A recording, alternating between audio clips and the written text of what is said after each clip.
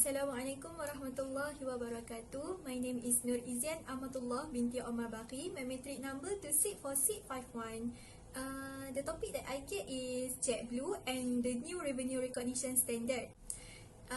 The key protagonist or main character in this case is JetBlue Airways Corporation.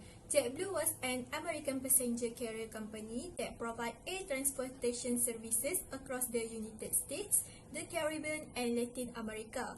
JetBlue entered into several contracts with customers with the principal activity being travelling from one location to another.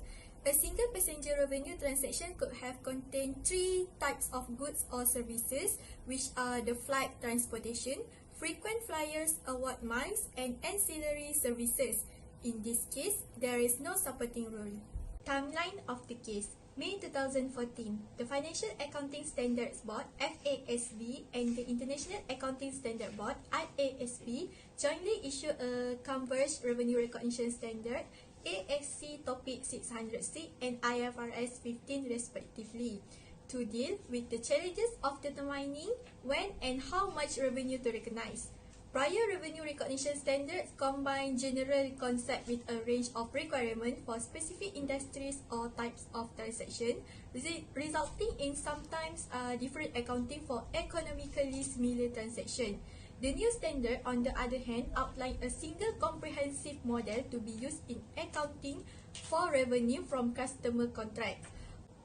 Next, August 2014, JetBlue Airways Corporation, based in New York, acknowledged the new revenue recognition standard. There are 5-step models to achieve the objective that revenue should recognize when there is a transfer or promised goods or services to customer, and the amount what firm expected to receive in exchange for those goods and service in this new standard.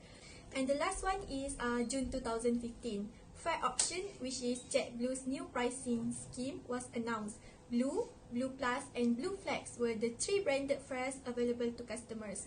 Complimentary checkered bags, reduced change fees, and additional True Blue points we can see in customer loyalty program were included in each ticket, with all fares including free in-flight entertainment, snacks, and non-alcoholic beverage.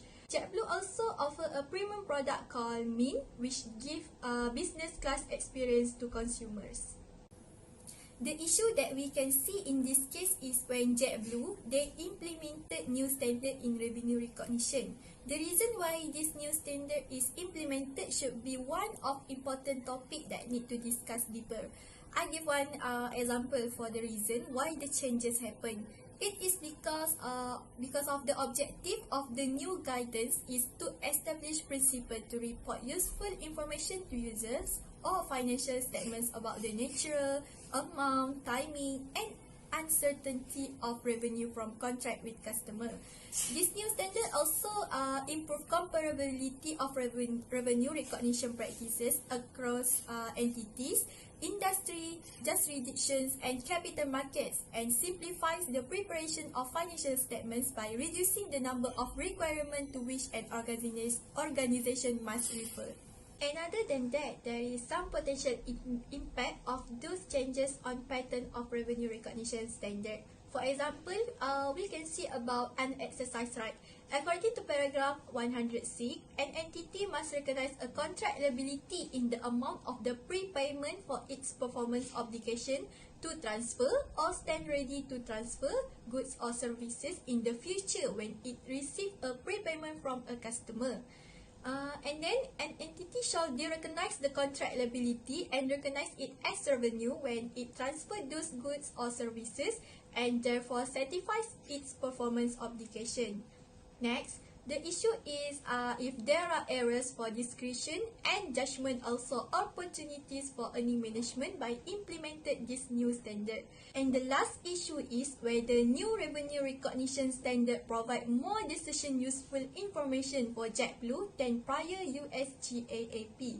So, what is the pro and cons for the company who implemented this new standard instead of processing using the prior standard, which is USGAAP?